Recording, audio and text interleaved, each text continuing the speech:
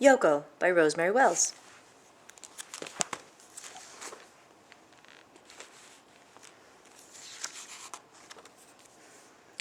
"What would you like for lunch today, my little cherry blossom?" asked Yoko's mother. "All my favorite things, please," answered Yoko. Yoko's mother spread steamed rice on a bamboo mat. She rolled up a secret treasure inside each piece. Then she packed it all in a willow-covered cooler. "Have a wonderful day at school, my little cherry blossom," said Yoko's mother. "I will," answered Yoko. Yoko said hello to all her friends. Everyone in Mrs. Jenkins' class sang the good morning song.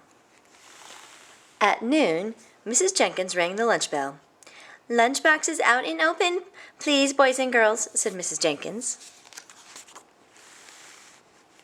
Timothy unwrapped a peanut butter and honey sandwich. Valerie had a cream cheese and jelly. Fritz had a meatball grinder. Tulip had a Swiss cheese on rye. Hazel had egg salad on pumpernickel. Doris had squeezed cheese on white. And the Franks had franken beans. Yoko opened the willow-covered cooler. Inside was her favorite sushi. Tucked in the rice rolls were the crispest cucumbers, the pinkest shrimp, the greenest seaweed, and the tastiest tuna. "What's in your lunch?" asked one of the Franks. "Ugh, it's green, it's seaweed." "Oh no," said the other Frank. "Don't tell me that's raw fish." "Watch out, it's moving," said Doris. "Yoko-rama," said Tulip and Fritz. Valerie blew the playtime whistle. "Everyone out," said Valerie. Yoko did not want to play ball or swing on the swings. "What's wrong, Yoko?" asked Mrs. Jenkins. "Everybody laughed at my lunch," answered Yoko. "They'll forget about it by snack time," said Mrs. Jenkins. But they didn't. During the snack time song, Yoko opened a thermos cup of red bean ice cream.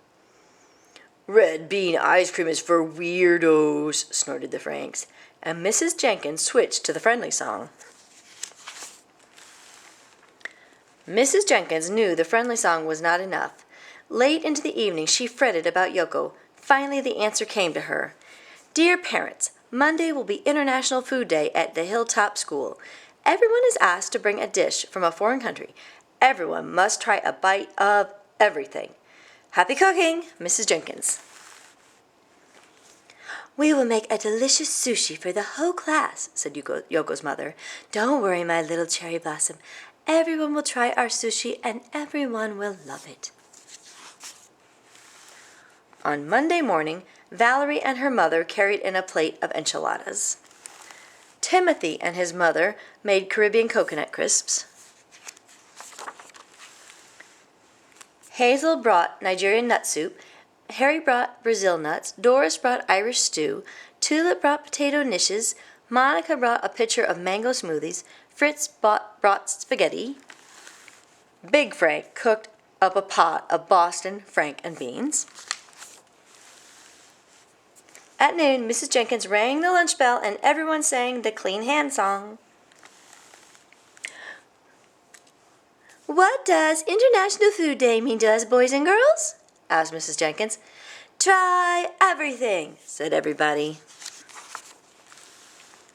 When Valerie blew the playtime whistle, there was not a nibble of nuts or a sip of smoothie left.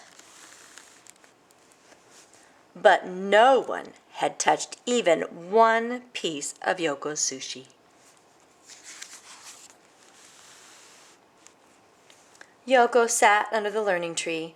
Suddenly, she heard the clickety-click of chopsticks. It was Timothy. He was still hungry. "Let me show you how," said Yoko. Timothy polished off the rest of the crab cones his own way. "Can we have sushi again tomorrow?" he said. "I'll ask my mother," answered Yoko. During the school bus song, Timothy found a coconut crisp in his pocket. He gave it to Yoko. "It's even better than red bean ice cream," said Yoko. On the bus, Timothy and Yoko made plans to push their desks together and open a restaurant the very next day. And they did. They ordered tomato sandwiches and dragon rolls. For dessert, they had brownies with green tea ice cream, and they couldn't have asked for anything more. Menu: dragon rolls, tomato sandwiches, green tea ice cream, brownies, beverage of choice. The end.